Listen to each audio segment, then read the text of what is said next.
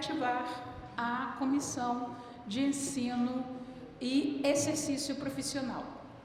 A Comissão de Ensino e Exercício Profissional dentro do IAB, ela se encarrega de fazer ações, valorizar e acompanhar principalmente a relação do ensino como defesa das nossas habilitações profissionais, né, porque só um bom ensino e formação é que vai garantir para frente nossas habilitações profissionais.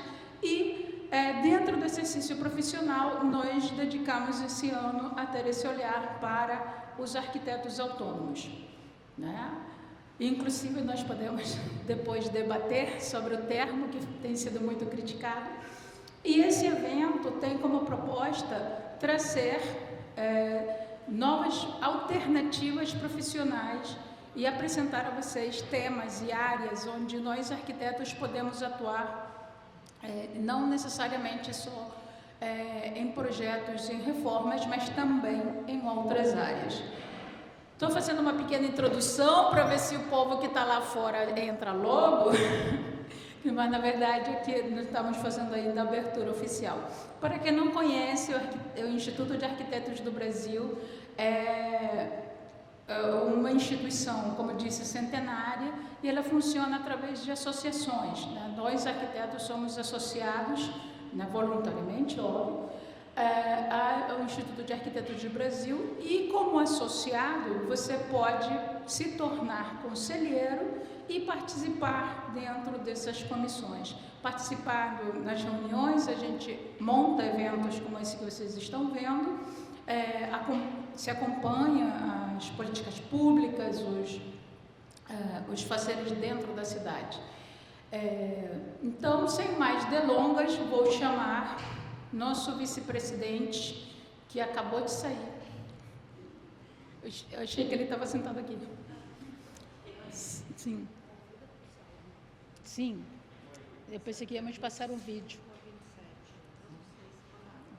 Não, eu pensei que íamos passar o vídeo. Vou perguntar.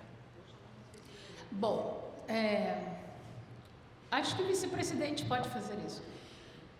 A estrutura do IAB comporta a presidente Macera Abla, que teve um compromisso de última hora, não pode estar presente, e os dois vice-presidentes, né? Aí convido vocês, o vice-presidente, né, do IAB, Marlon, por favor.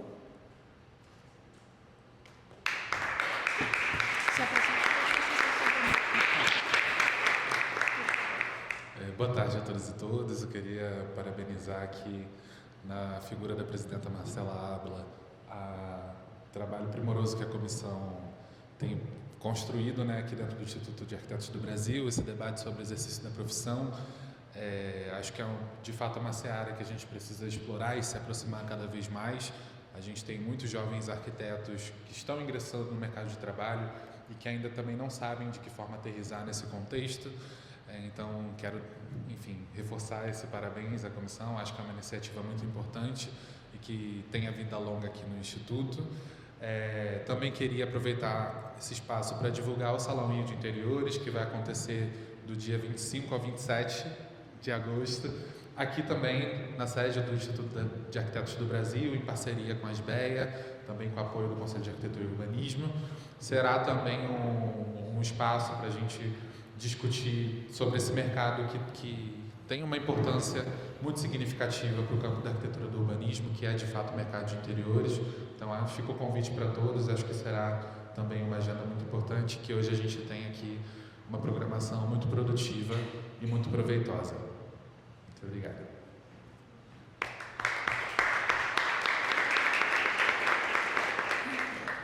Só lembrando, né, nós teremos abertura com a primeira mesa, que é voltada para mercado imobiliário, dados e percepção. Em seguida, teremos a mesa sobre licenciamento, né, e novos mercados, um pequeno intervalo para coffee break e depois continuamos com as mesas de perícias judiciais e a última, né, que é BIM e inteligência artificial.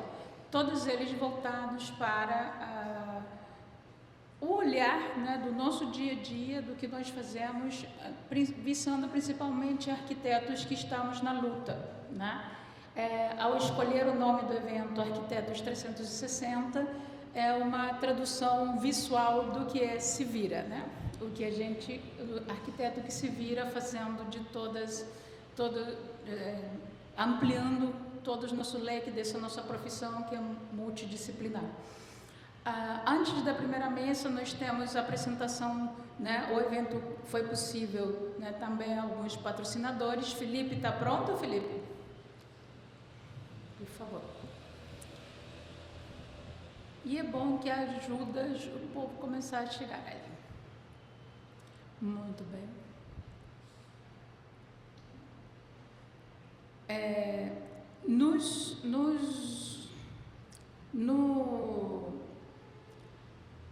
Vocês vão ver 3 QR Codes, né? Nós vamos trazer para cá o painel.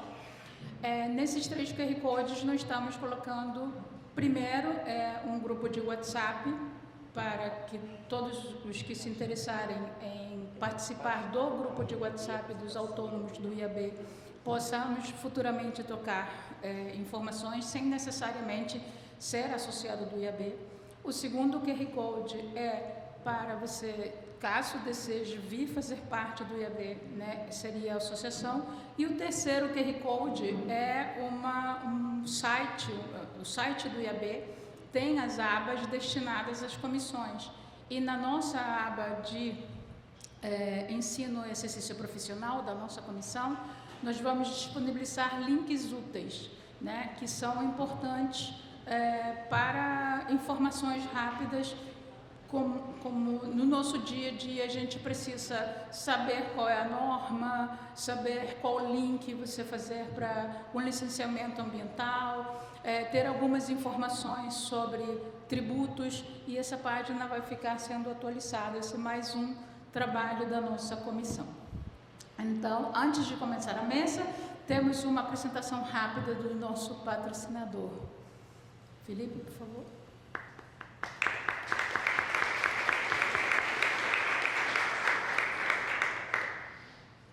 Felipe, representante da IG, que muito gentilmente ficou sabendo do nosso evento e veio colaborar conosco.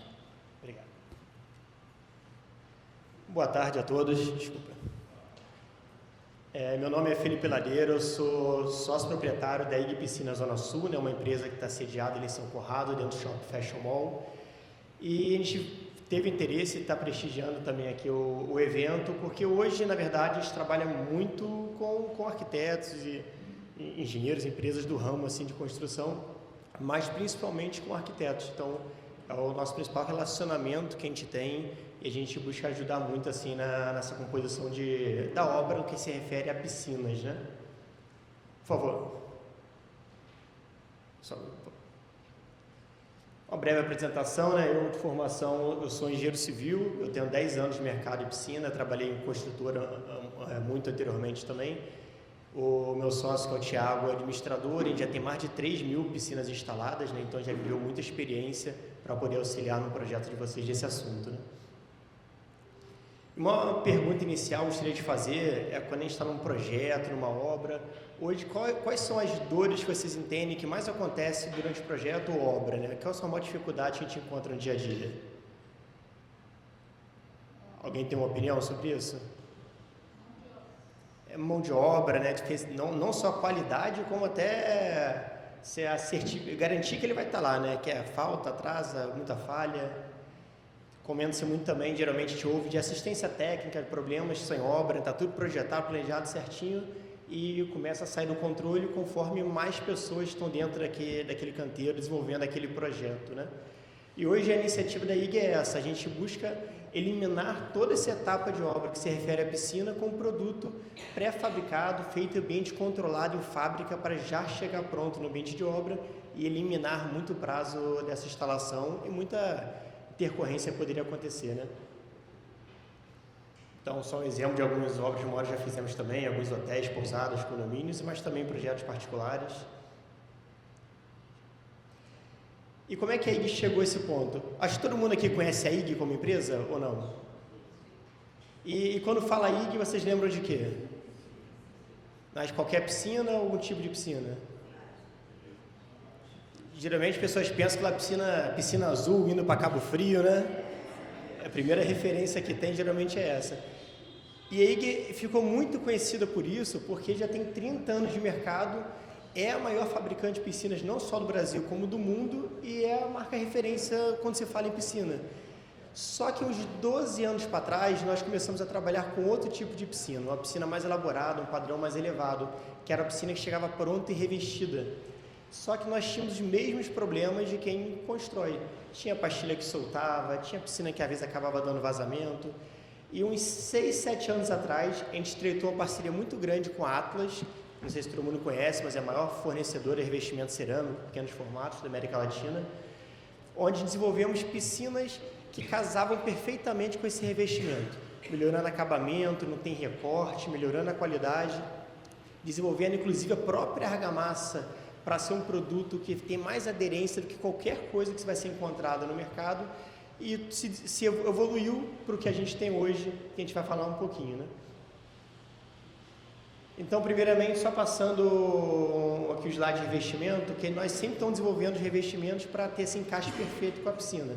Hoje nós temos todas as opções de linha cerâmica e como também algumas opções de porcelanato, onde a piscina já chega pronta com o revestimento aplicado no local de instalação. Só um detalhe, porcelanato são peças maiores, de 1,40 m por 80 m, aí nesse caso sim a gente tem recorte. Naquela linha cerâmica é peça inteira. Para quem tem toque, na hora ajuda, né? Porque eu vejo um recorte no piso e me chama a atenção. Você vê a piscina sem nenhum recorte, tudo bem alinhado, é algo muito legal. Pode começar. E nós desenvolvemos alguns detalhes que hoje nem a Atlas fornece para o público geral, como, por exemplo, as peças quebra-cantos, o próprio revestimento já tem um boleado para poder evitar ter uma peça a mais de cantoneira, como era antigamente na última imagem, porque isso me faz garantir que eu tenho um alinhamento perfeito, independente de ter banco, escada, qualquer detalhe que tenha na piscina, eu vou ter um encaixe perfeito de todas. Então, claro que no slide é uma coisa, mas vendo pessoalmente, o acabamento realmente fica muito diferenciado, né? E quando nós estreitamos essa parceria com a Atlas, nós tínhamos 6 modelos de piscina e 4 de revestimentos. Hoje, linha padronizada, a gente tem de fábrica, molde de fábrica, mais de 130 modelos de piscina. E também fazemos sob medida. Então, o projeto, o que precisar, a gente atende. Ou já existe esse projeto, ou a gente vai fazer sob medida um projeto para atender um detalhe, um croquis da piscina, né, para poder atender aquele projeto. Piscina com ângulos retos, piscina com modelo mais orgânico. Então, hoje a gente não tem limite para o que se refere a layout, a design de piscina para a obra. E algo que é muito solicitado hoje para cobertura, assim, 80% que a gente vai ter, é transparência com acrílico. Dá uma leveza, dá uma sofisticação, uma beleza, amplia o espaço, né? A gente vê muita cobertura, um espaço muito compacto. E quando é uma piscina com uma parede, você vê um paredão na sua frente, dá um bloqueio visual, né? E quando você tem a transparência com acrílico, você tem a visão até o final da piscina, você amplia o espaço. Isso, explicando um pouco, vocês têm uma visão até muito melhor do que eu do quanto essa relação do espaço faz diferença, né? E alguns exemplos, né, com piscina aqui de cobertura, com acrílico, com deck de porcelanato, próprio revestimento, deck de madeira, mas como dá uma estética realmente muito diferenciada. E fazer uma pergunta, alguém aqui trabalha com construção também, executa a obra? Uma piscina de concreto, fazendo a mesma cobertura, vocês diriam quanto tempo mais ou menos de trabalho? Uns 2 meses assim, né? 2 meses se não chover, se não tiver jogo do Flamengo domingo, segunda-feira ninguém vai, tem diferença. Copa do Mundo domingo agora, segunda-feira, o pessoal vira espanhol, argentino, mas não vai na obra.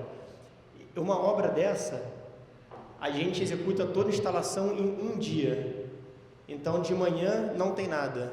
final do dia, a piscina está pronta, instalada, funcionando. Então, 2 meses de obra você tira. Então, isso é não só prazo, isso é custo, é acompanhamento de encarregado, de profissionais, de limpeza, de resíduo. Tudo isso a gente elimina com o processo feito em fábrica para chegar pronto no local da instalação.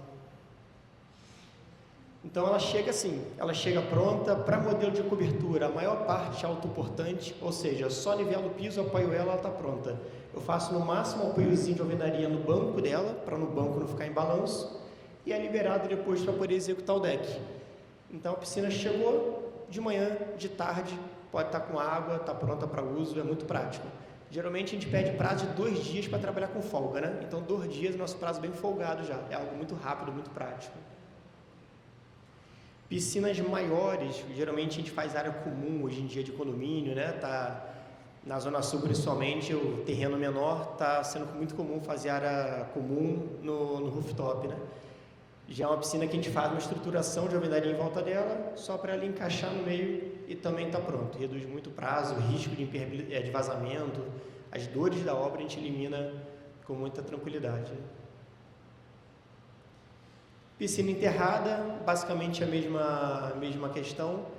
O prazo vai aumentar um pouquinho só em função da escavação, então a piscina que a gente vai fazer essa instalação dela em 5 dias, o que geralmente demoraria 3 meses, a gente reduz para 1 semana, então novamente reduz muito, não só prazo, como muitos itens indiretos da obra.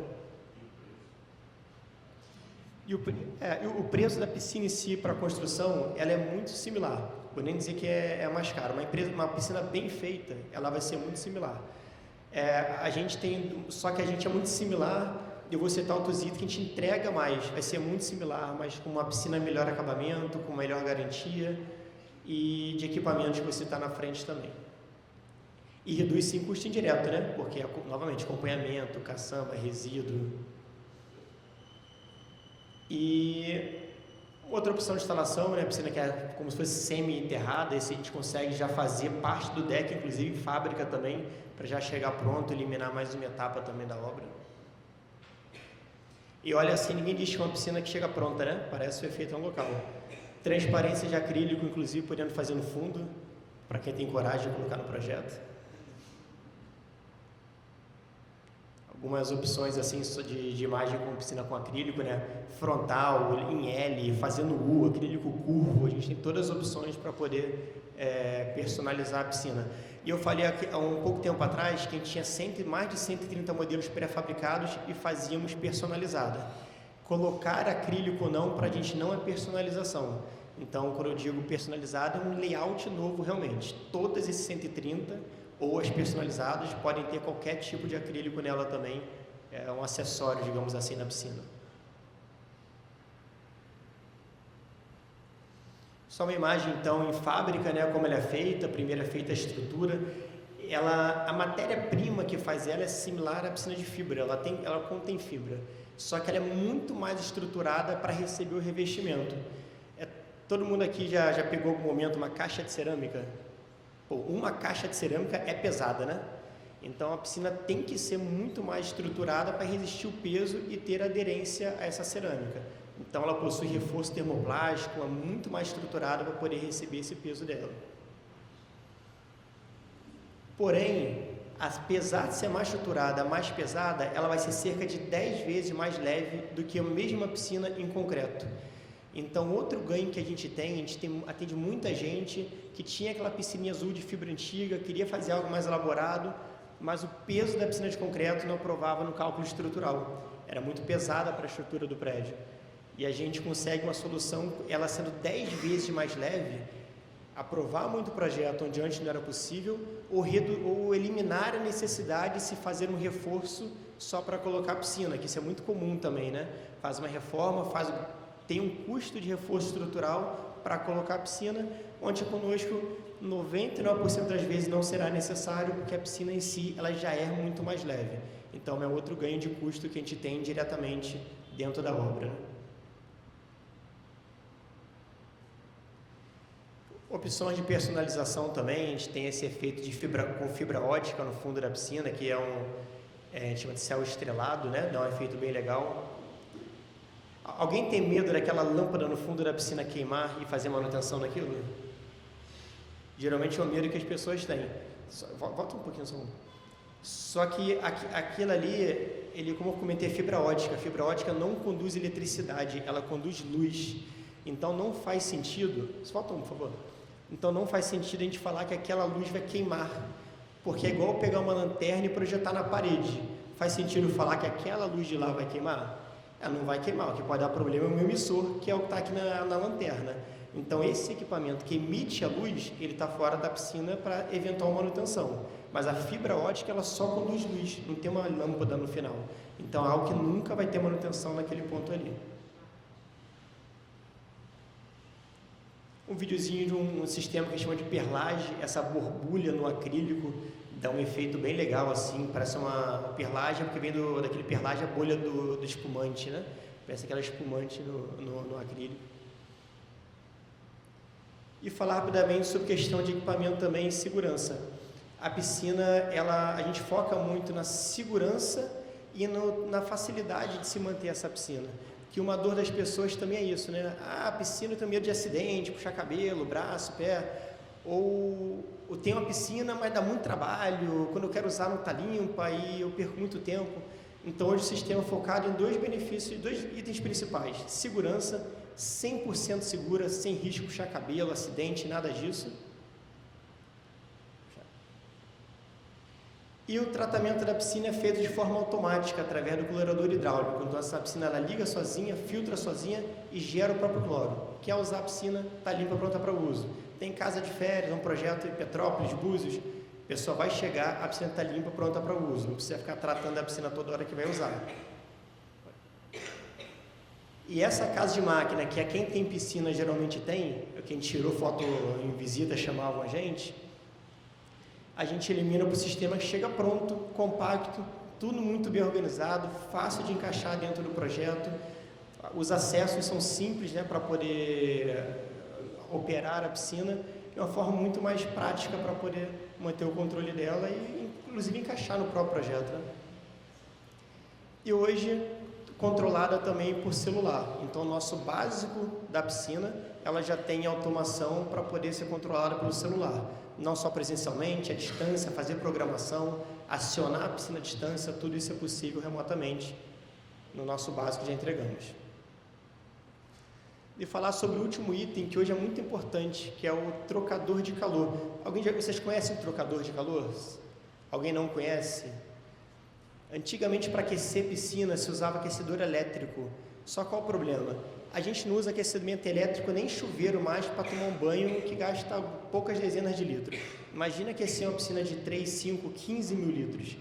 Era um consumo de energia absurdo. Além da infraestrutura para ligar o equipamento, que já demandava ser algo especial, o consumo de energia era muito alto. Então ninguém usava. Mesmo quem tinha só usava a ocasião especial. Com o trocador de calor, que tem um consumo até 80%, 90% menor, você sempre usa a piscina de uma forma mais agradável. Então, duas perguntas faço também. Alguém já não usou uma piscina porque a água estava gelada? Todo mundo já passou por isso, né? E alguém já não usou a piscina porque pensou que a água estava gelada e nem foi lá ver? Todo mundo também já passou por isso. Então, você ter a água a temperatura agradável ou ideal, faz você usar muito mais. Eu sempre faço uma analogia quando eu comprei minha primeira câmera digital. Não sei se todo mundo aqui, a maior parte chegou a pegar câmera com filme analógico, né? E o vendedor olhou para mim e falou assim: essa câmera aqui é muito boa, que ela tira 256 fotos. Eu achei um absurdo, né? Eu viajava com 32 fotos, me achando o rei da viagem, né? A terceira era o rei, né? Poucos podiam, né? E hoje em dia meu telefone tem mais de 50 mil fotos. Então, a mesma coisa que quem fala assim: não uso muito piscina aquecida, não. Não usa porque não tem. Que se tiver, não vai abrir mão e vai usar muito mais. Então, você não só usa, como usa muito mais de forma mais agradável. Para quem trabalhar com edificação sustentável, selo verde, selo aqua, é uma produção que ele emite 32 vezes menos CO2 do que fabricar a mesma estrutura em concreto. Como eu comentei, a argamassa que a gente produz, hoje a gente tem uma resistência 6 a 7 vezes acima do que a norma solicita. E assim, uma quartzolite Portocol, eles fazem uma argamassa de qualidade, teria condição de fazer essa argamassa? Com certeza. Só que, se eles fazem isso, colocam no saquinho e colocam para vender, ninguém compra, é muito caro. Nossa argamassa é muito cara. Só que a gente não vende argamassa, já está no nosso custo agregado o produto piscina que a gente entrega. Então é algo que soltar uma pastilha não existe. A fluorescência na cerâmica, na argamassa, né, não existe. Então dá uma qualidade muito diferente, uma durabilidade muito diferenciada também. Todo o dispositivo da piscina em titânio, então no projeto de vocês faz sentido ter uma piscina dessa com um dispositivo plástico no meio. Inox um dia na piscina vai enferrujar. Então titânio é uma exclusividade nossa também, mostra sofisticação e durabilidade na piscina. E a nossa ideia então é essa, é uma piscina que vai chegar pronta para instalar, obra rápida, sem complicação, sem desperdício de material, menos resíduo. Ele reduz muito a chance de vazamento, tem muito menos conexão, a gente trabalha com dutos prontos também, justamente para ser uma... Falei lá no início, né? A dor da obra a gente eliminar, você tira essa etapa, que piscina é uma dor de cabeça para todo mundo em obra, a gente elimina com uma solução muito mais prática. Em vez de você ter aqueles diversos empreiteiros na obra, fazendo forma, armação, a concretagem, aditivo, impermeabilização, argamassa, empoço, cerâmica, e tudo mais, elimina tudo em um processo simples, resolvido em poucos dias, com apenas um fornecedor que vai dar toda a assistência para vocês. Tem 2 videozinhos, dá tempo de passar, dá 30 segundos cada um. Vou mostrar para vocês aqui, pode dar um play nesse vídeo, por favor? Muita gente pergunta como a piscina chega em cobertura, né? Então tem 2 vídeos só para demonstrar. 2 opções, ou com um guindaste, que é até menos comum, ou com uma tesoura mecânica. Essa é uma piscina de 10 metros de comprimento, uma cobertura ali no Recreio.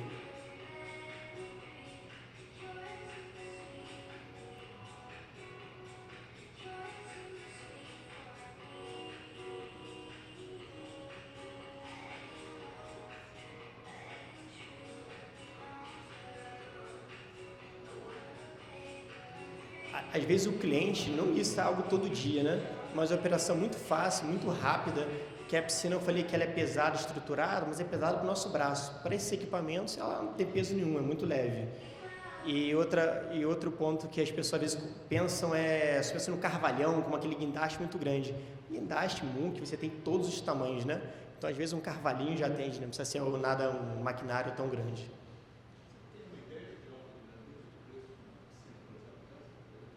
Içamento da piscina em si? Tá, mas do serviço de içamento ou da piscina? A piscina vai ser de 30 e poucos mil, aí a gente tem projeto de 300, 400 mil. Tudo. E aqui é só outra forma de içar, pode dar um play também, por favor, que é com tesoura, é o mais utilizado porque depende de caminhão, uma logística mais fácil até.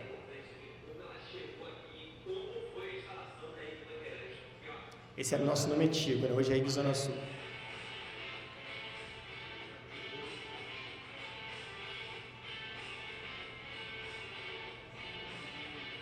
A piscina é embalada, né? Preparar, só proteger da amarração que ela vai ter. Tem uma estrutura metálica que é montada na cobertura com um cabo de aço e motor. O motorzinho puxa. Mas com um cabo de aço, um motorzinho elétrico.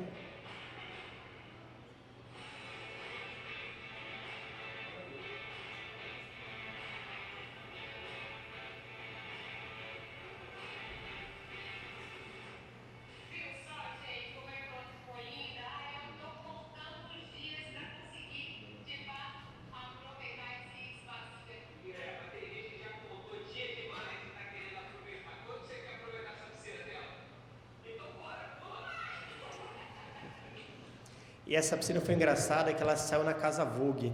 E a reportagem da Casa Vogue era sobre toda a reforma feita no apartamento deles. Só que o título da reportagem era assim: Thalita e Patrick mostram a piscina e sua nova cobertura. Aí a foto de capa era a piscina, a primeira foto era a piscina. Aí as outras fotos dos ambientes, encerramento, a piscina. Então a piscina é algo de muito destaque, né? Todo mundo tem lembrança. Provavelmente quando eu falo aqui, todo mundo já lembrou de a casa de alguém tinha piscina, ou quem tem piscina em casa, algum momento de família, com amigos. É um local de memória e muito destaque assim dentro da residência, né? A gente participa também do Clube Casas, todo mundo conhece, né? Esse clube de relacionamento ali com arquitetos, é um clube que a gente tem muita campanha que é bem interessante. Tá, então passou. E é isso, pessoal, só para poder finalizar, agradecer a presença de todo mundo e quem tiver alguma pergunta também, ficar à disposição.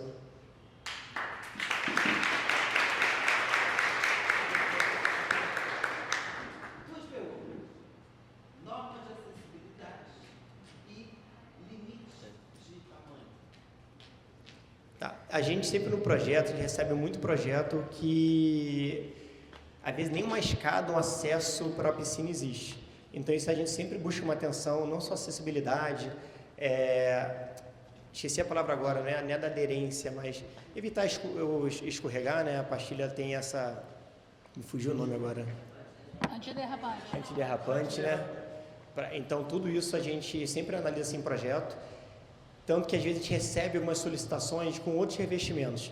A gente aplica outros também, vai perder aquele encaixe perfeito, mas a gente sempre vai verificar se ele atende à norma e se ele está de forma geral de acordo com a norma, que muita gente recebe e não tem. Para projetos com questão de acessibilidade, tem cadeira também, para frente que pega a pessoa lá de fora, coloca dentro da piscina e retira. Sim. E tamanho. O tamanho máximo que a gente entrega em uma peça é uma piscina de 15 metros de comprimento por 4 de largura, que já é uma piscina bem grande, né? 15 por 4. A gente consegue fazer projetos maiores, que a gente chama de sobreposição de peças. Em vez de emendar o fundo dela, que poderia ser um ponto crítico para poder ter vazamento, a gente faz uma emenda de topo. Então, isso funciona quando eu tenho duas áreas diferentes na piscina. Eu tenho um spa e a piscina profunda. Eu tenho uma piscina, um deck molhado e um tanque profundo, que eu faço um transbordando para o outro. Aí fica um conjunto legal.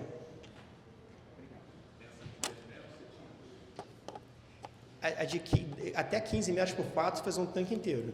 Sem fazer essa sobreposição. Para sobreposição, o caso ser maior que 15 por 4.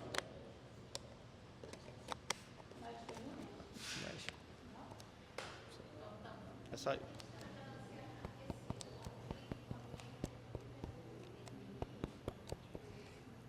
que a piscina ela não é aquecida igual um spa que fica a 40 graus dentro da água, né?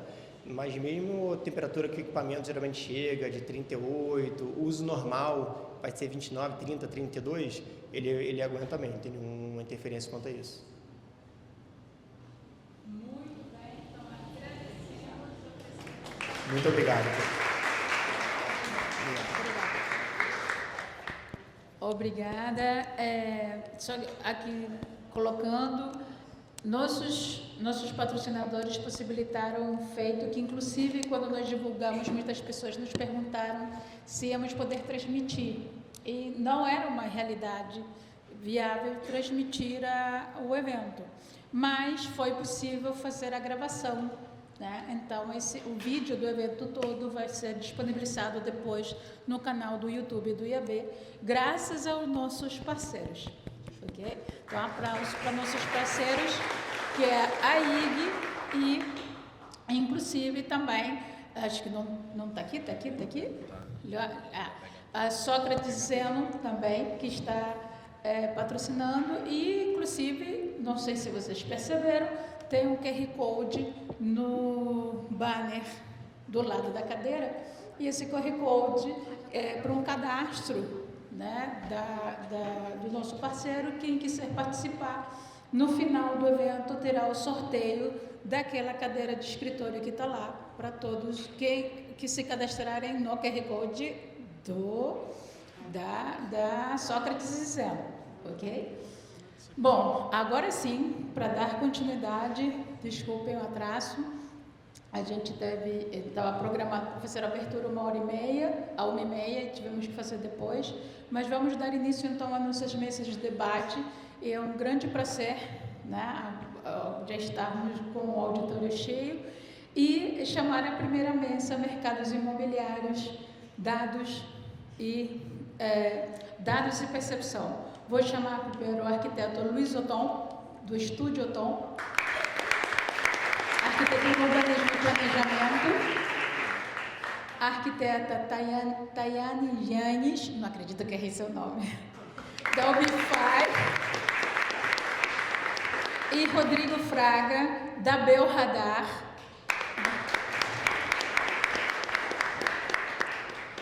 É um prazer com vocês, senhores.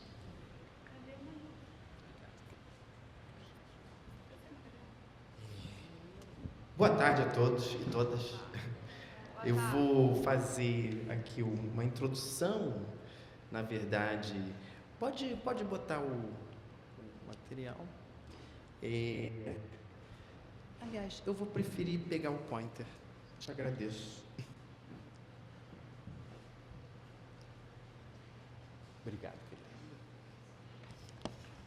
querida. Eu vou fazer uma introdução que vai ficar... É um painel das possibilidades de atuação do arquiteto com relação a esse tema chamado mercado imobiliário. Depois, o nosso amigo Rodrigo vai falar especificamente sobre a plataforma que ele representa e Tayane vai falar especificamente sobre a plataforma que ela representa. Tá? Bom, deixa eu me apresentar primeiro.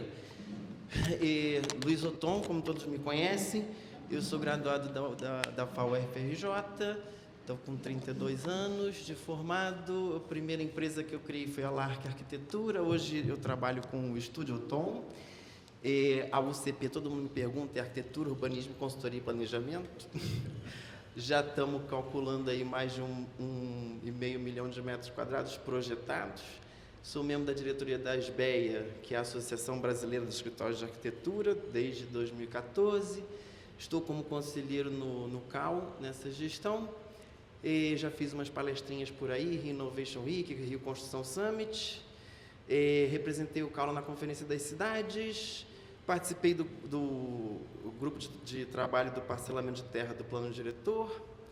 E meu esforço sempre é de atuar nas relações institucionais entre as entidades de arquitetura e capacitação profissional das pessoas que me procuram. Muito bem, então esse é o nosso tema aqui da primeira mesa. Avaliação imobiliária, dados, valor e percepção. Como eu falei para vocês, a minha parte que cabe é o que o profissional de arquitetura tem para trabalhar e fazer seu dinheirinho com esse universo. Bom, a primeira forma que o arquiteto tem de trabalho é a chamada avaliação dos imóveis, né? Estou aqui falando para o camarada que mais entende disso, está sentado aqui na primeira fila, 30 e tantos anos disso nas costas, mas... Enfim, o trabalho de avaliação de imóveis, segundo o Abreu me informou, gera mais RRTs do que RRTs de projeto no Conselho de Arquitetura. Então, é uma atividade bastante eficaz que a gente tem para fazer.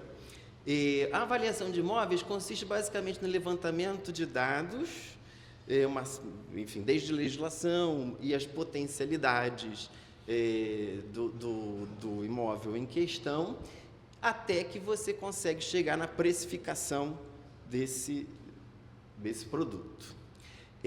Eu vou chamar a atenção aqui, primeiro, terrenos para mercado imobiliário, como é que a gente chega nesse trabalho aí. Ele vai requerer que a gente faça os estudos de aproveitamento desse terreno para o camarada lá conseguir fazer o estudo de viabilidade, chama-se EVTA, Estudo de Viabilidade Técnica, Econômica e Ambiental, né, de um empreendimento.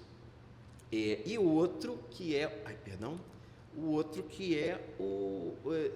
são imóveis para retrofit. Hoje em dia, graças a Deus, a gente tem alguma consciência sustentável e estamos pensando em retrofitar as nossas edificações em vez de demolir elas e fazer novas. No caso de uma avaliação para retrofit, é muito importante que a gente faça uma análise crítica da estrutura existente do imóvel e das possibilidades até de alteração de uso desse imóvel. Bom, a outra área que a gente pode atuar chama-se de prospecção ativa. Eu já fui contratado 2 vezes para fazer esse tipo de trabalho. Uma delas foi uma empresa privada de mercado imobiliário e estava iniciando as atividades na Praça do Rio de Janeiro. E a gente fez um trabalho que durou quase 3 anos e fizemos um mapeamento. O cara se empolgou, nos contratou para fazer um mapeamento da cidade do Rio de Janeiro. Eram 700 estudos por ano que a gente fez para esse camarada. A gente chegou numa lista final de mais de 5.000 imóveis com potencialidades para o business dele, que era a incorporação imobiliária. Uma outra vez aconteceu da UF. A UF estava com uma encomenda da Prefeitura de Niterói, que era de mapear o centro da cidade, a região central da cidade.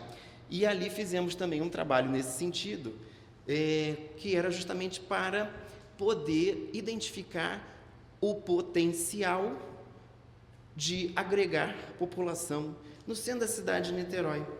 Isso aí, gente, é arquiteto que faz, é a gente que faz, porque a gente tem esse conhecimento, graças a Deus, aqui o segundo Abreu. Então, são 2 exemplos aí práticos que eu já passei, que eu posso compartilhar com vocês. Bom, consultoria técnica, e se a gente for para uma escala menor, quantas vezes o amigo de vocês já perguntou: poxa, você pode me dar uma ajuda? Eu estou escolhendo apartamento, eu separei esses 2 apartamentos aqui, você pode ver comigo qual que é melhor para eu comprar? Porque ele não conhece, ele não entende, ele é leigo. E aí, nessa atividade, a gente vai auxiliar o camarada, por quê? A gente consegue fazer aqui, uma análise crítica das condições de instalações prediais, da estrutura desse imóvel. Esse cara tem ideias que ele quer fazer nesse apartamento. Ele quer abrir a cozinha, integrar com a sala, ele quer eliminar o quarto de empregada, ele quer abrir o quarto para a sala, ele quer botar um banheiro, quer fazer uma suíte, não sei aonde, no meio do nada, não tem uma tubulação de esgoto.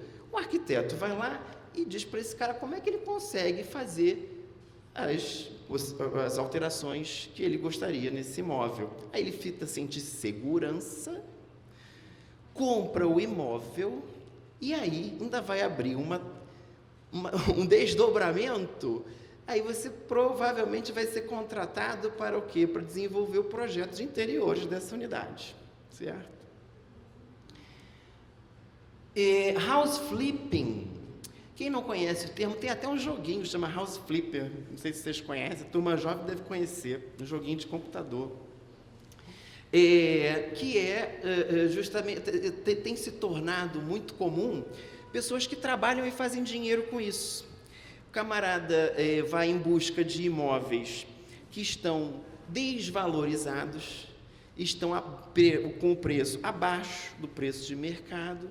E aí ele vai comprar essa unidade, ele vai resolver os problemas dessa unidade, sejam eles jurídicos ou de arquitetura, vai dar um tapa para cima, vai agregar valor nessa unidade e vai vender essa unidade. Aí ele fez dinheiro, mas vale a pena? Dá dinheiro isso aí? Vou dar um exemplo para vocês. O camarada que eu atendi, fiz um projeto de interiores para ele. Ele comprou um apartamento de alto padrão na Avenida Atlântica por 2,5 milhões. Ele agregou mais 900 mil de obra. Como é que ele ganhou dinheiro? Ele ganhou dinheiro porque ele vendeu esse apartamento a 5,8 milhões. Então, 1 ano e meio de trabalho, fazer 2,5 milhões de reais não é ruim não, gente. Tá? Então, uma ótima frente de trabalho aí para a gente atuar e fazer dinheiro também.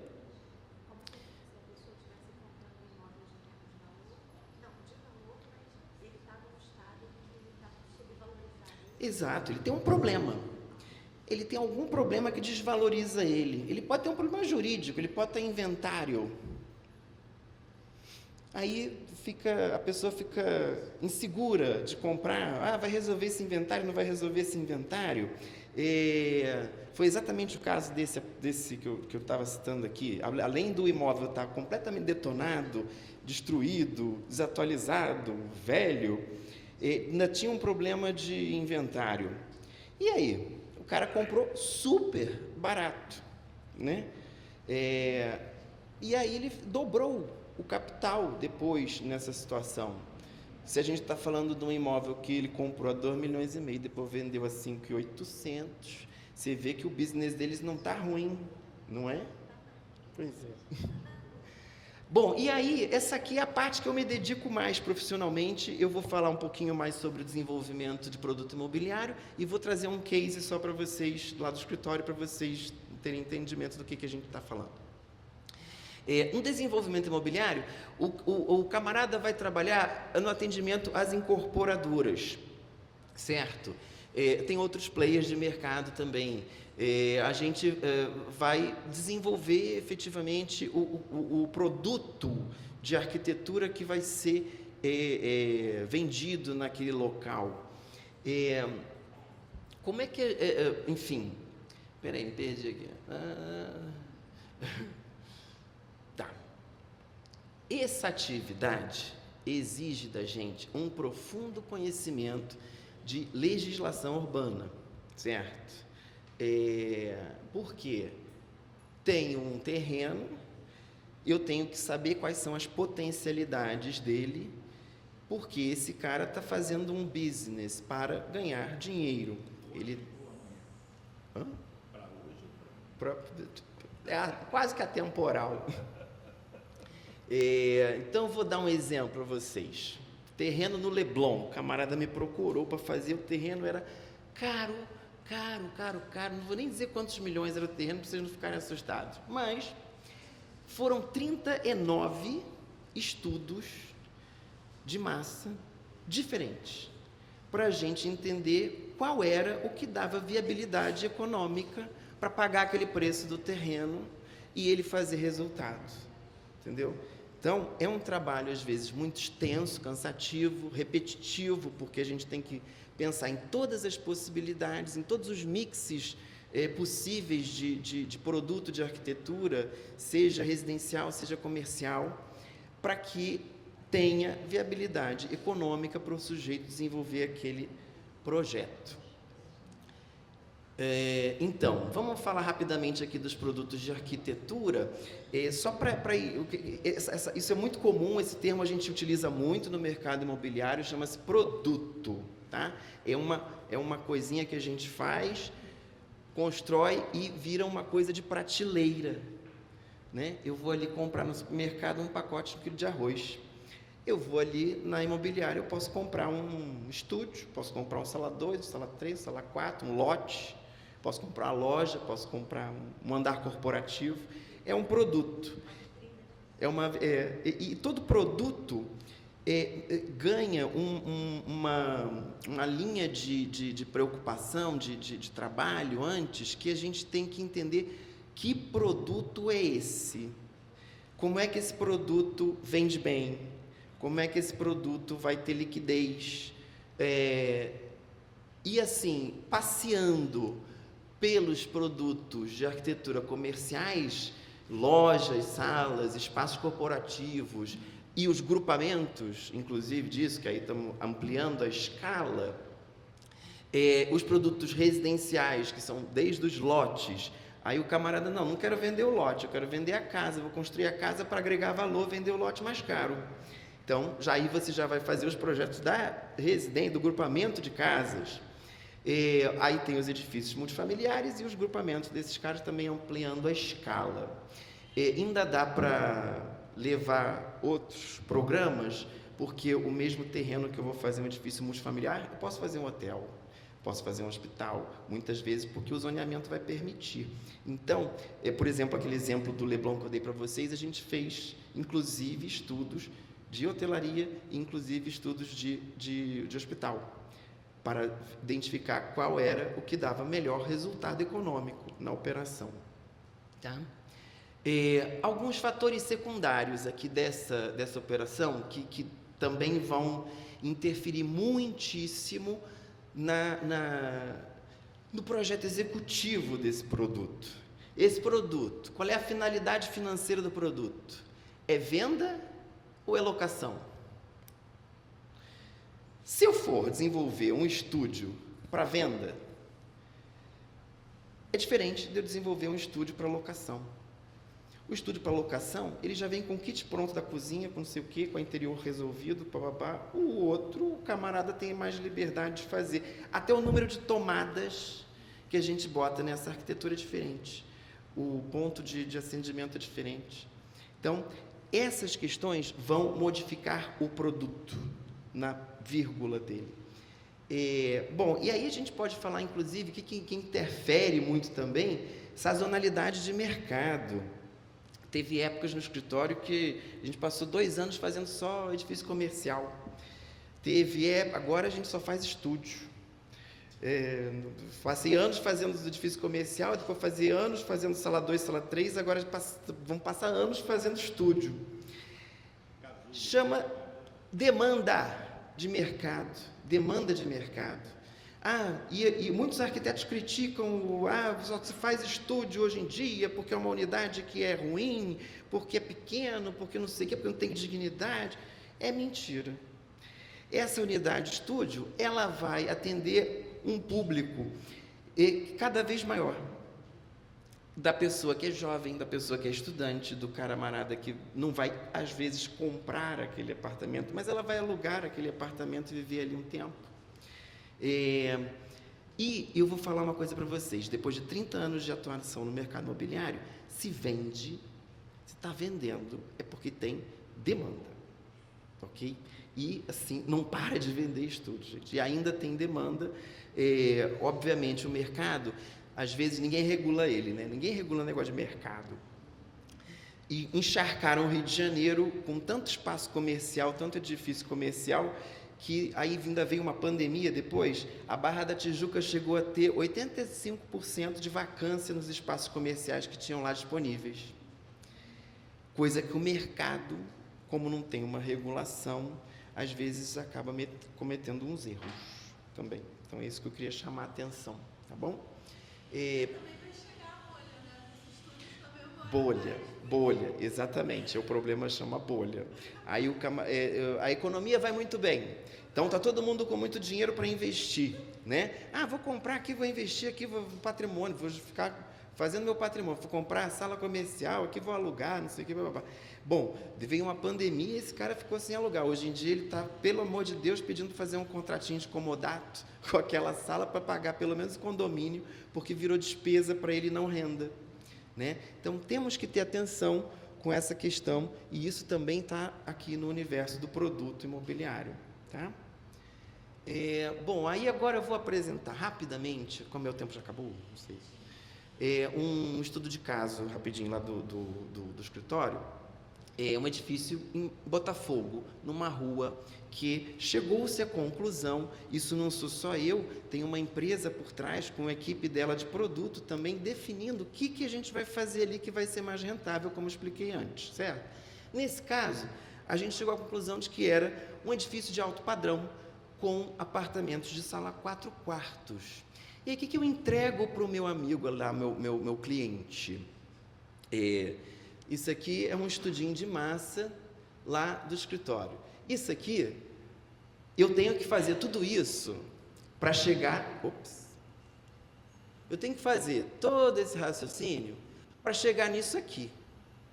O meu cliente nem olha praticamente isso aqui, no momento que ele está fazendo o estudo de viabilidade econômica. Ele não quer nem saber, porque depois a gente acerta o produto. Vai ter uma equipe de produto, a gente vai acertar esse produto. Mas ele vai olhar o quê? Esses números aqui que eu vou dar para ele. Então, essa é a minha formulazinha de apresentar para o meu cliente. Estou dividindo aqui com vocês. Eu faço um cabeçalhozinho aqui, ó, com o resumo da legislação que é pertinente. Aí eu apresento aqui, ó, um quadro de unidades. Desse quadro de unidades, ele tem aqui um total de metro quadrado privativo de venda. Isso determina o tal do VGV, que é o valor geral de venda do empreendimento. E aí eu tenho que bolar o pavimento tipo e tenho que bolar a massa inteira. Mas é um estudo de massa, isso aqui é um estudo unifilar, gente, é uma linhazinha, tá?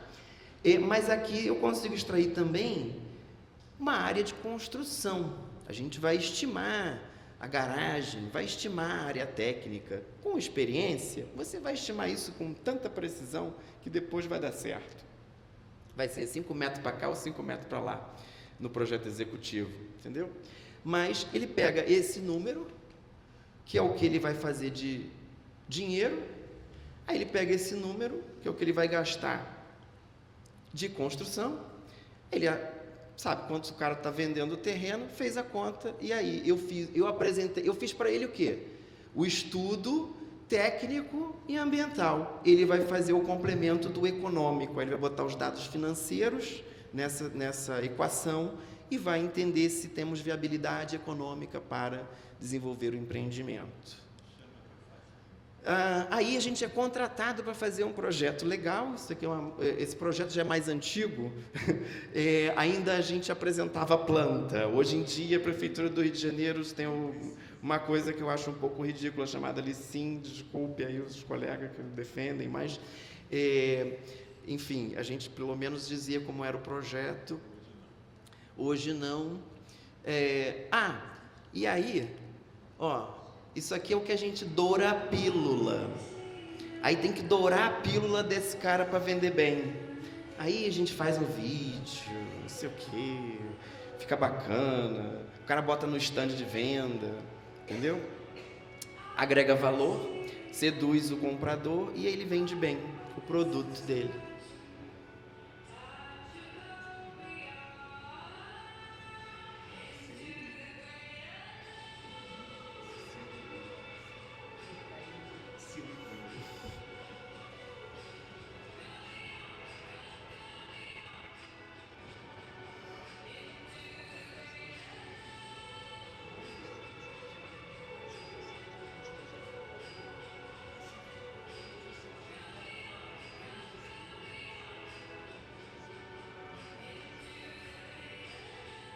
Acabou. É rapidinho. Não para tomar o tempo de vocês, não.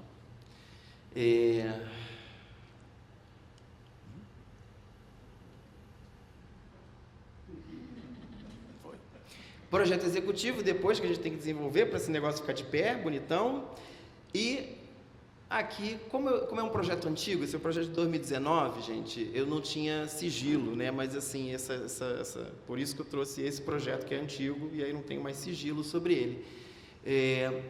Mas assim, essas informações, quando a gente trabalha com isso, é absolutamente importante o sigilo, porque estão ali diversos players de mercado disputando o mesmo terreno, para ver quem faz a melhor viabilidade, para ver quem vai pagar mais R$5.000 no terreno e vai conseguir comprar aquele terreno.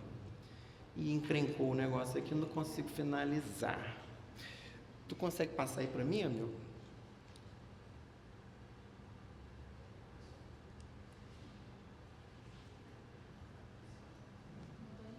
Não está indo. Foi? Pronto, fotos da obra concluída. Foi um sucesso, todo mundo acha que eu moro no edifício mais bonito de Botafogo. Está aí o estudo de caso que eu trouxe para vocês, para entender como é que isso funciona com essas empresas, tá? É isso aí. Obrigado.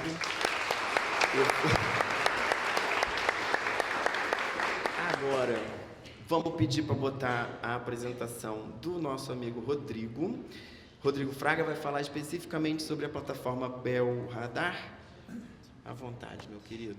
Muito obrigado. Muito obrigado, boa tarde a todos. Enquanto está botando a apresentação aqui, obrigado aqui aos meus colegas de mesa, obrigado pela presença de todo mundo e ao IAB pelo convite de estar aqui falando um pouco sobre o mercado imobiliário e sobre a Bel. Prazer, meu nome é Rodrigo, eu sou cofundador da Bel, uma empresa de tecnologia do mercado imobiliário. Sou economista de formação e exerço o cargo de CEO lá na empresa. O Mitri é o nosso CTO, é o cara da tecnologia, faz a mágica acontecer. E a Duda, nossa CMO, lidera a equipe de marketing. Talvez vocês já tenham visto algum vídeo dela nas redes. Se não, sigam Instagram e TikTok, @bel.radar. Ela faz uns vídeos bem legais, a nossa estrela lá nas redes. Bom, um pouco de contexto sobre o mercado imobiliário. A transparência é um dos grandes pilares, né, do mercado, tanto que em 2/3, aqui é uma pesquisa do Banco Mundial, 2/3 dos países do mundo têm os dados imobiliários como dados públicos. Isso porque existem vários benefícios de você ter esses dados abertos, acesso aos dados de transações imobiliárias, por exemplo, pela população. Você tem menos sonegação fiscal e fraude, menos corrupção e lavagem de dinheiro, porque os dados estão disponíveis, auditáveis para toda a população. E para o tema aqui da apresentação, esse aqui é o principal. O acesso à informação imobiliária traz mais eficiência e liquidez no mercado, porque reduz essa diferença aqui entre o preço que o vendedor pede num imóvel e o preço que o comprador oferece por ele. Você, quando tem uma base de preço com informações de transações recentes de imóveis comparáveis, quando você tem uma referência, o comprador e o vendedor vão para a negociação já com um espaço muito menor entre os preços, e por isso chegam a um acordo muito mais rapidamente. Isso gera mais liquidez no mercado, mais velocidade de negociação e mais venda no fim das contas. No Brasil, o Brasil é um dos países onde os registros imobiliários são públicos. É uma lei de 1973, extremamente antiga, lei de registros públicos, mas na prática não existe um lugar onde as pessoas consigam de fato consultar as últimas transações dos imóveis, e por isso, por exemplo, um imóvel no Brasil leva em média 8 vezes mais tempo para ser vendido entre a data em que ele é listado e a data de promessa de compra e venda do que nos Estados Unidos.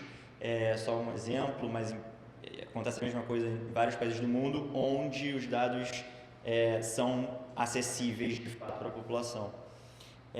Essa falta de acesso a dados prejudica os vendedores, porque não sabem por quanto eles vão anunciar e geram essa diferença aqui. No fim das contas, geralmente eles anunciam por um preço muito maior do que o preço do mercado. Os corretores que não têm base para orientar os clientes, os vendedores, os compradores que também ficam sem referência na hora de fazer uma oferta e tudo mais, e assim por diante. Os house flippers, que o Luiz comentou, os arquitetos nas consultorias técnicas, advogados e assim por diante. Por isso, a gente criou a Bel para ajudar as pessoas a tomarem melhores decisões no mercado imobiliário com base em dados. Nós temos hoje 2 produtos principais. O primeiro é o Bel Radar, que é uma ferramenta onde você pode buscar qualquer endereço nas cidades onde a gente atua, e hoje são 3 municípios: Rio, São Paulo e Belo Horizonte. Você pode clicar em alguma unidade específica. Então aqui é um prédio específico no Leblon, você acessa a unidade e a gente mostra as características do imóvel, se é um apartamento, uma casa, o tamanho, e o histórico. Aqui passou um pouco rápido, mas é o histórico de vendas também do imóvel. Então essa é uma ferramenta gratuita que permite essa consulta de imóvel a imóvel. Além disso, a gente criou o Bel Radar Pro, que é uma ferramenta para ajudar as pessoas a precificarem melhor os imóveis, também selecionando o endereço, pode ser um prédio, uma rua ou um bairro, o usuário seleciona os filtros aqui do lado, o tipo do imóvel, a posição, se ele quiser precificar um imóvel com base em comparáveis, né? Então ele vai selecionar aqui os filtros para selecionar esses imóveis comparáveis e a gente vai apresentar as últimas transações dos imóveis dentro desses filtros, dentro desse perfil. Então aqui estão as últimas transações com preço por metro quadrado, o valor, a data, o tamanho e tudo mais. O usuário consegue selecionar, tirar média. E a gente também mostra aqui os gráficos com evolução do mercado ao longo do tempo. Se o usuário quiser, por exemplo, fazer uma análise mais mercadológica, como estão se comportando os mercados de uma determinada cidade e tudo mais.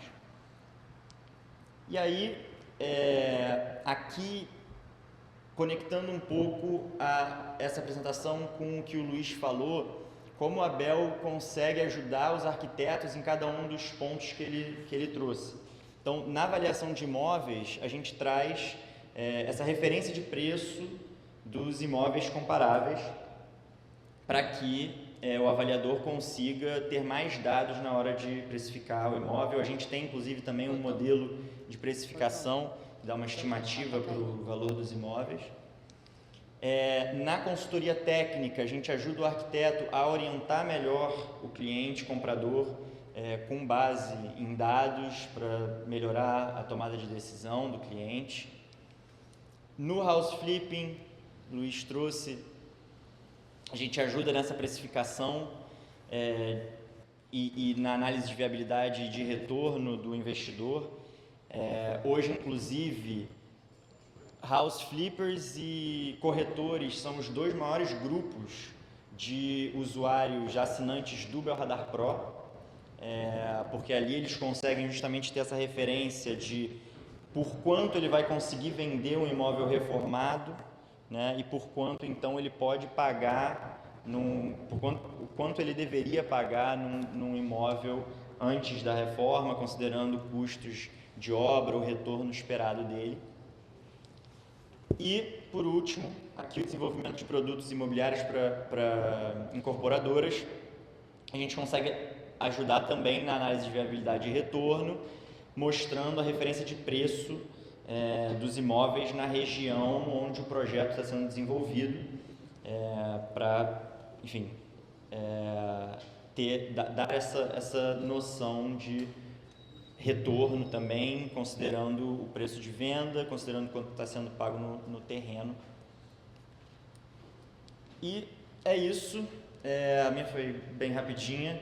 A gente fez para quem tiver interesse, no Pro, a gente fez um cupom de desconto aqui de 15%. Então é só escanear aqui o QR Code. E sigam a gente lá nas redes sociais, @bel.radar, no Instagram e no TikTok. E é isso, super obrigado.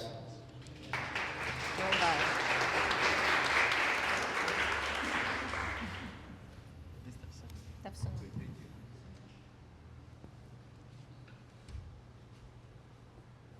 O amigo, agora a gente vai escutar a Tayane, que vai falar sobre a Hubify.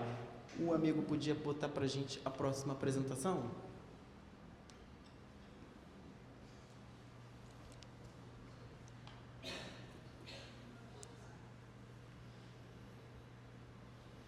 Boa tarde, pessoal. Eu sou Tayane Yanes. Eu vou falar da Hubify, vou falar um pouquinho, na verdade, porque eles já falaram tudo, né? O Otom pegou toda a minha fala, levou para a área dele, então eu vou falar especificamente da Hubify, porque a Hubify atua no mercado que o Otom falou, exatamente isso que o Otom falou, e era um pedaço da minha apresentação, de algumas coisas, mas eu vou falar especificamente o que é a Hubify, o que a Hubify propõe a fazer nesse mercado imobiliário tão concorrido e tão rentável como já foi dito aqui. Eu vou tentar entender esses botões, só um minuto.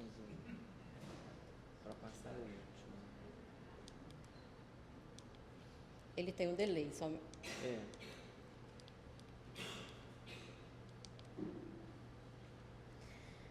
Isso aqui é para vocês ficarem vendo, na verdade eu vou falando aleatoriamente, porque existe a apresentação institucional, que apresenta a HubFi, e fala muita coisa do que o Otton já falou, e eu não vou ficar repetindo tudo do que já foi dito.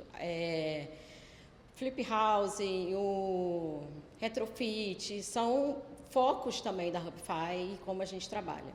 A HubFi ela é composta apenas por arquitetos, desde o nacional até os seus arquitetos operacionais, locais, estaduais, todos somos arquitetos e trabalhamos com o mercado imobiliário.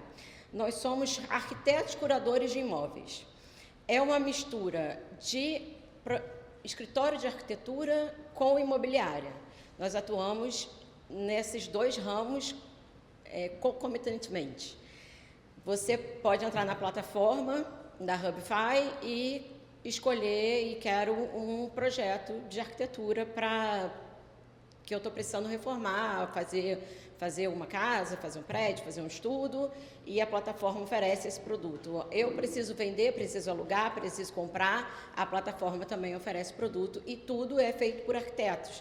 Então, o arquiteto, como seu curador de imóveis, ele tem um quê a mais do corretor de imóveis, porque a gente consegue ver além do que aquele imóvel diz, do que aquele imóvel mostra. O arquiteto consegue olhar uma casa deteriorada e consegue ver valor, e consegue ir sabendo a legislação local, sabe que a gente pode construir daquela casa, pode ser um prédio, pode ser um hospital, pode ser uma outra coisa. Então, a gente consegue fazer essa curadoria melhor para o nosso cliente de imobiliária. Quando alguém quer comprar um imóvel ou quando alguém quer vender. Pô, eu estou com essa casa aqui há um tempão no mercado, nas imobiliárias da região, e não vendo para ninguém, não consigo, porque a minha casa é antiga, que eu herdei da minha avó, que não sei o quê. E aí, você colocando na HubFi, a gente faz um estudo de projeto futuro para você reformar, ou para a pessoa que comprar, você vende já com um estudo, como aquela casa pode ficar, como que aquela casa pode ter um novo olhar, fazer uma nova fachada, modernizar, ou fazer um prédio, ou o que aquilo pode se tornar, que vai ser mais rentável, tanto para você ou para quem vai comprar. Então, a HubFi, você dando exclusividade de venda, faz esse projeto para você conseguir vender mais rápido, ou não dando exclusividade de venda, a gente vende o projeto junto com o trabalho imobiliário. Imobiliária e arquitetura juntos, criando soluções inteligentes. Eu ainda não aprendi a mexer nisso. A HubFi é imobiliária digital, nacional mais ou menos, porque ela atua também nos Estados Unidos, Portugal, Itália e Espanha. Então, a gente está expandindo a HubFi para outros lugares do mundo também.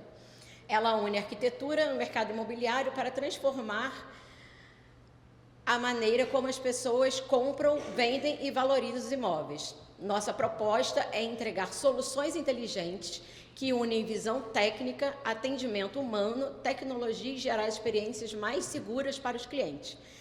A HubFi, ela é composta de pessoas. Ela é uma plataforma digital, mas ela é composta de pessoas. Existem plataformas digitais, que não são de arquitetos e tal, mas que você fala basicamente com a plataforma somente. A HubFi tem uma pessoa que vai lá com você no imóvel, vê o imóvel, vai conversar com você, vai fazer reunião online, presencial, como for necessário, e vai trabalhar com você diretamente, como arquiteto, como qualquer corretor. Um outro diferencial da HubFi é que a gente... Só um minuto, deixa eu passar. Aprendi. Ajuda as pessoas a investirem melhor. Isso tudo eu já falei. Tem a locação. Nós temos uma locação, quando uma imobiliária comum no cotidiano, a pessoa, o corretor de imóveis, ele faz a locação, ele ganha a primeira locação do imóvel, o restante fica para a imobiliária. Aqueles 10%, ou aquela taxa de imobiliária. Na HubFi, o corretor ele recebe uma porcentagem disso mensalmente. Então, ele faz uma carteira mensal sobre a locação e é uma coisa fixa, porque enquanto dura aquele contrato de locação, você vai recebendo aquela porcentagem. O que o corretor, às vezes, fica meses sem receber para vender uma casa e depois fica um tempão sem saber quando que vai conseguir vender, fazer outro negócio. E na Hubify, o arquiteto curador tem essa carteira fixa, tem esse dinheiro lá caindo, e quanto mais locação fizer, mais vai ter dinheiro lá todo mês para você. Projetos de arquitetura sob medida, para transformar o imóvel em espaço.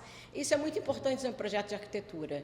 Não sei se vocês já perceberam a acessibilidade da arquitetura. A arquitetura não é um serviço acessível à população em geral. Muita gente se sente limitado e se sente constrangido para entrar no escritório de arquitetura e para fazer um orçamento. Então, a proposta também da Hubify, com essa plataforma, é tornar mais acessível, que a pessoa se sinta encorajada a fazer o orçamento, porque ele faz direto na plataforma, e depois ele vai ser redirecionado a um arquiteto. E o preço da Hubify, geralmente, e aí não dá para generalizar, mas geralmente o preço de projetos da Hubify é um preço bem acessível, para tornar a arquitetura, porque nós entendemos que a arquitetura é fundamental a todas as pessoas, a todos os seres humanos. Então, a arquitetura e o urbanismo, mas a gente falando especificamente da arquitetura, ela é fundamental. Como já dizem, deveria ter o arquiteto de família. Como tem o médico de família, tinha que ter o arquiteto de família. Nesse mundo que a gente ainda não chegou nesse mundo ideal, tornar a arquitetura mais acessível às pessoas que precisam é fundamental e é uma dos pilares da Hubify. A escolha certa do nosso diferencial é exclusivo. O arquiteto analisa tecnicamente cada imóvel antes da sua decisão, avaliando a estrutura, potencial, valorização e viabilidade.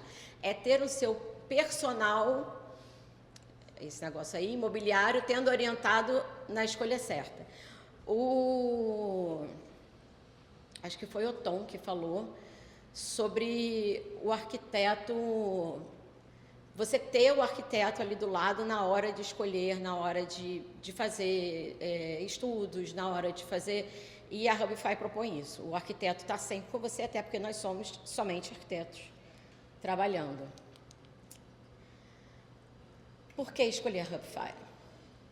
A visão técnica e estratégica na análise profissionais diante da compra, a arquitetura aplicada no mercado, os imóveis com mais potencial e valorização, a segurança jurídica. Nós temos uma área jurídica da Hubify, então a Hubify, por ser nacional, tem uma parte jurídica, tem uma parte contábil, então a pessoa que trabalha na Hubify tem essa segurança também.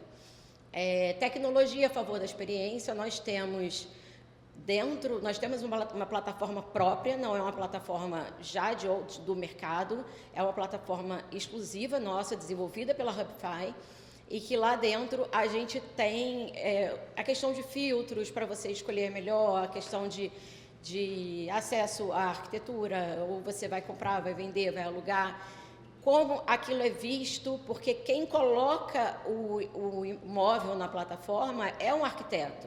Então, não está escrito imóvel de alto padrão com fino acabamento.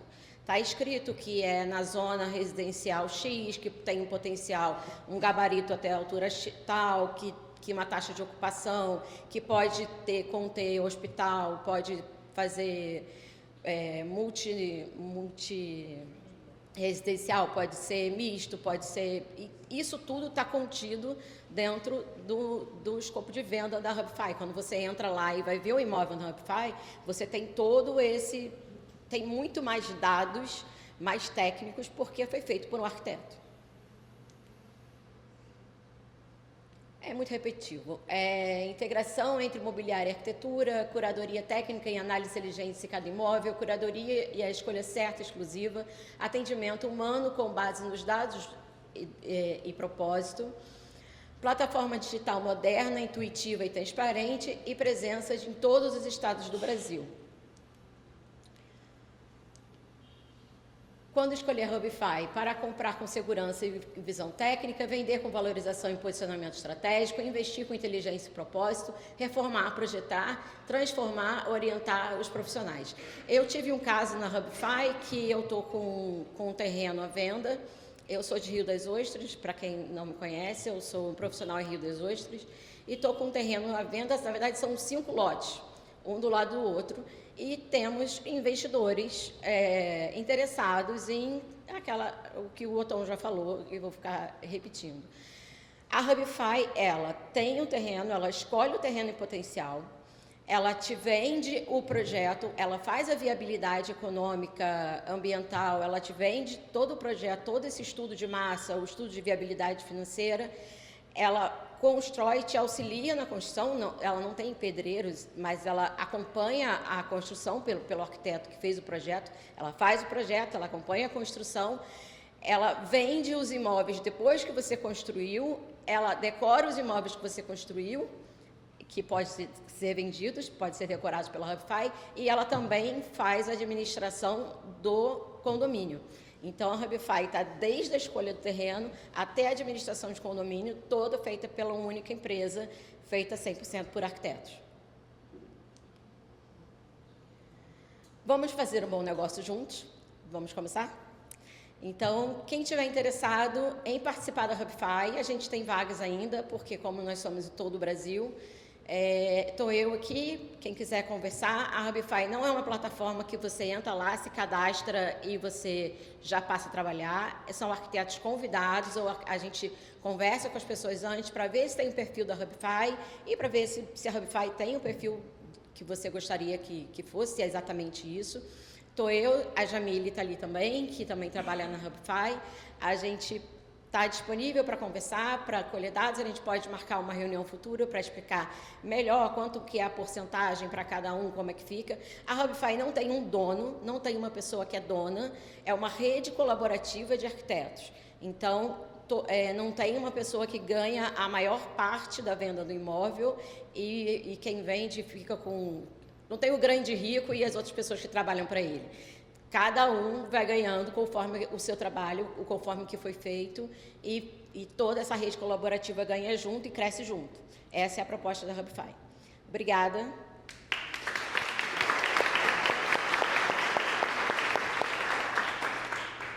Alô.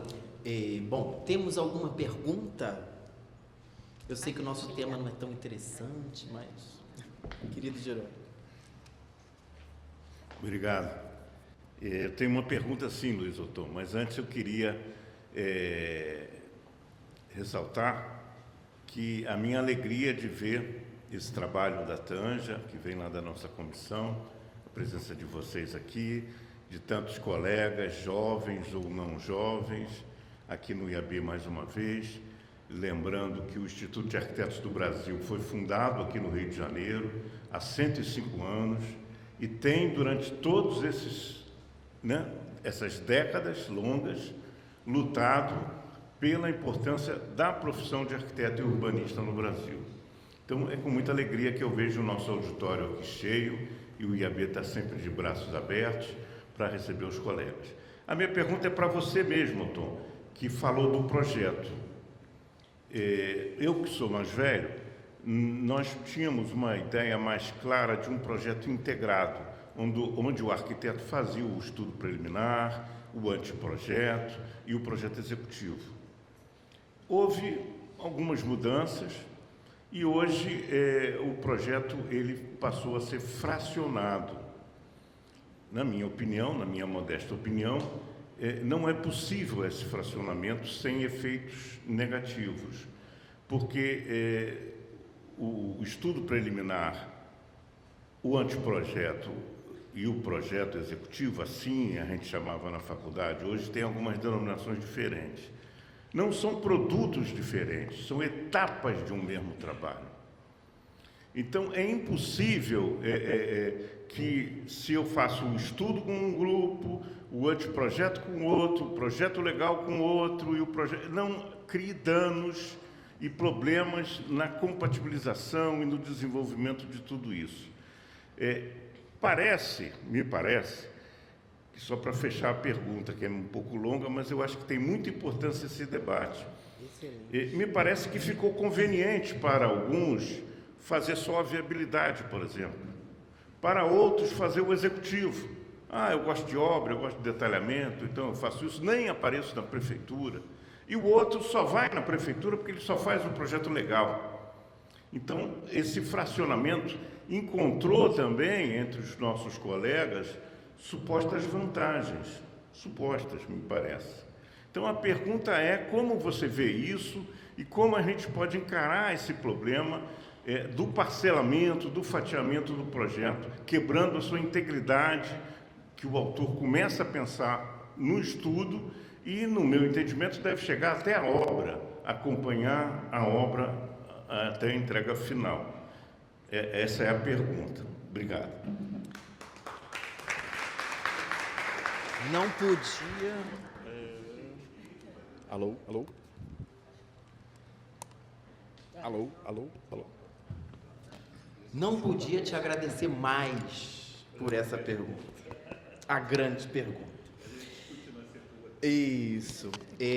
Inclusive, eu tenho a seguinte visão. O grande vilão por trás disso tudo chama-se mercado imobiliário. Esse camarada, que muitas vezes, na maior parte representado por essas empresas incorporadoras, esse cara que depende da gente, esse cara fez de tudo para quê? Nos desvalorizar, para nos pagar menos. Então, sim, essa é uma questão da maior relevância para a nossa classe. Inclusive, uma das pautas da ASBEA que a gente luta é para a revisão do decreto 40.715, se não me engano, que é o que nos atribui absolutamente toda a responsabilidade sobre a edificação, inclusive perante a lei, em todas as instâncias, mas veja, sim, quem fatia o gorila é o incorporador. Então, às vezes eu faço só o estudo de massa. Às vezes eu faço estudo de massa e o projeto legal. Às vezes eu faço o pacote completo. Mas eu dependo de um contrato, eu dependo de um terceiro que está me contratando para fazer aquele serviço. E esse cara, ele tem a tendência de desvalorizar a nossa profissão, desvalorizar o nosso trabalho. Ele vai me pedir para fazer o estudo, aí ele vai fazer o projeto, vai chamar ali a Lúcia para fazer o projeto, aprovar o projeto, aí ele vai chamar o Celso para fazer a fachada, aí ele vai chamar o camarada depois para pegar tudo isso e fazer um projeto executivo, porque é o camarada que faz o projeto executivo baratinho. Olha, esse é o tema maior de relevância para a gente discutir aqui no IAB, amigo. Porque isso nos desvaloriza, isso minha opinião é essa. Entendeu? Acho que eu esqueci, não deixei de falar nada, não. Acho que Mais perguntas? Bom, boa tarde a todos. Sou Abreu, arquiteto, sou do Conselho de Arquitetura e Urbanismo. Assim como o Tom, como o Marta, enfim, como o Tanja. É importante colocar essa pergunta do João, que a gente tem tido como pauta dentro da CEPUA, né, na nossa Comissão Política Urbana. E exatamente isso, Tom, que nós temos hoje a proletarização do arquiteto, e isso é uma política de mercado que acontece há décadas, e isso tem levado a esse tipo de coisa. Quando a gente brinca e fala que no final tem um projeto Frankenstein, que é exatamente isso que acontece. Porque um faz um estudo de massa, o outro faz um estudo preliminar, o outro faz um projeto legal, o outro faz o executivo, e no final das contas, o espírito daquele projeto se desandou o tempo inteiro. Mas só tem um camarada que assina essa meleca que leva a responsabilidade toda que é o TRPA. O desgraçado do arquiteto que acaba assinando isso, passa a ser o responsável. Mas eu queria a oportunidade para falar 3 coisas de cada uma das apresentações que foram excelentes, quero parabenizar todos. E eu acho que é de uma excelência importante a gente discutir isso. Quando você deu o dado que eu te passei, né? Que RT hoje no CAL RJ tem mais avaliação do que de projeto, não à toa. Né? E muitos podem pensar, porque um banco pede 30 avaliações no mês. Não, no banco você faz uma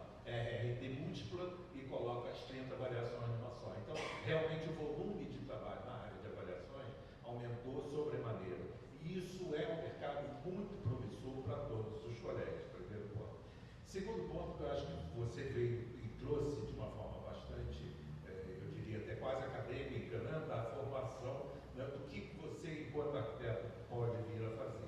Eu te daria aqui mais um leque de centenas de opções, né, que a gente faz.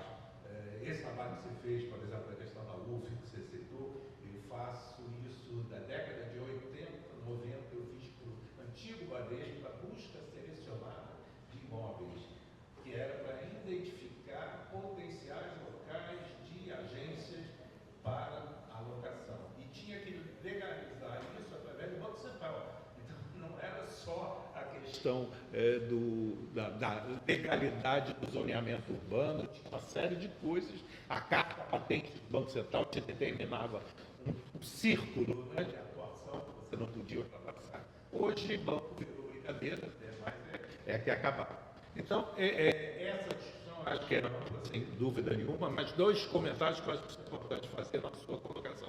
Quando você diz, né, o mercado fala que o estúdio, muitos colegas reclamam e tudo, mas está vendendo, é verdade, está vendendo.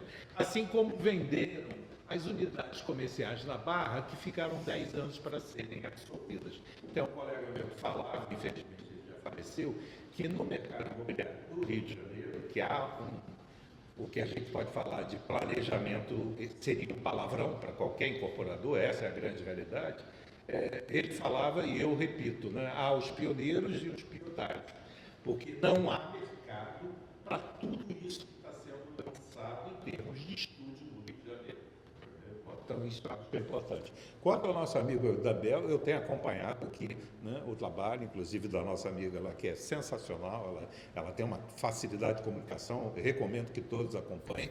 Mas gostaria de fazer uma pergunta específica, duas perguntas específicas, né? A primeira, a questão da transparência, sem dúvida nenhuma, é fundamental. Mas a gente sabe também, e aí você há de concordar comigo, que as informações dadas a cartórios, nem sempre, eu diria que infelizmente, na maior parte das vezes, na área residencial de classe média para baixo, não são expressão da realidade de uma venda.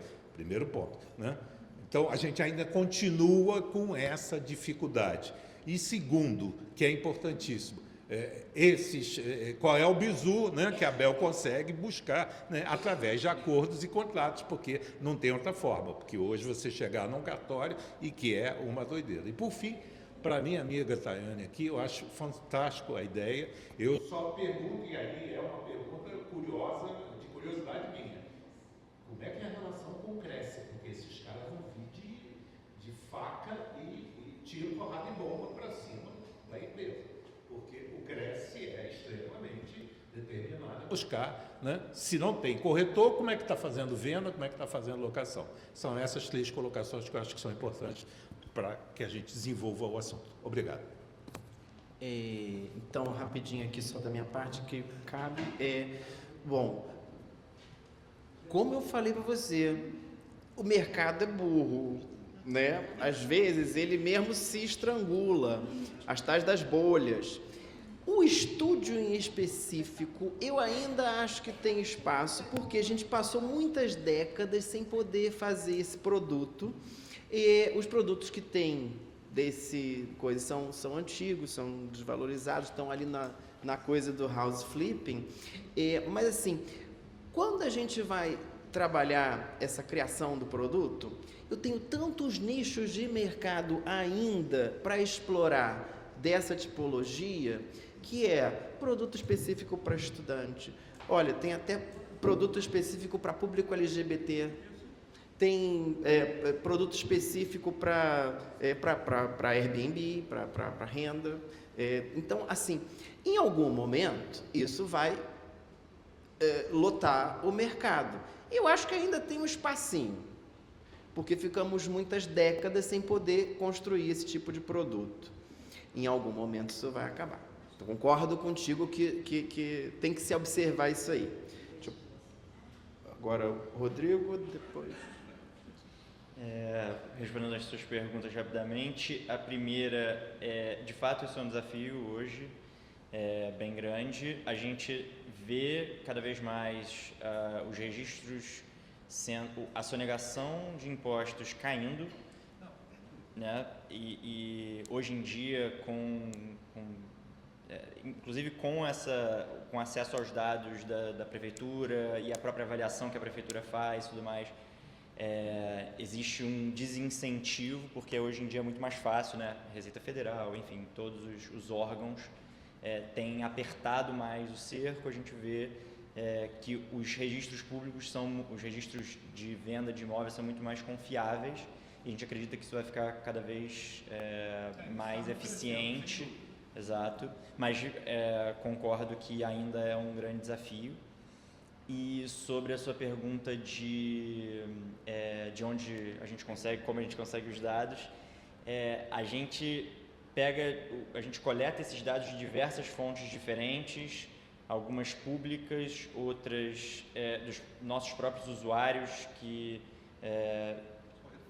corretores e usuários que submetem matrículas e tudo mais. Então, a gente tem diversas fontes diferentes e a gente foi, ao longo desses 4 anos que a gente tem de empresa, trabalhando, é isso que foi o nosso maior esforço ao longo desse tempo, trabalhar em processar esses dados, cruzar esses dados. A gente tem um grande desafio em relação a endereços, por exemplo. Não existe no Brasil uma base de dados unificada de endereço, dificílimo.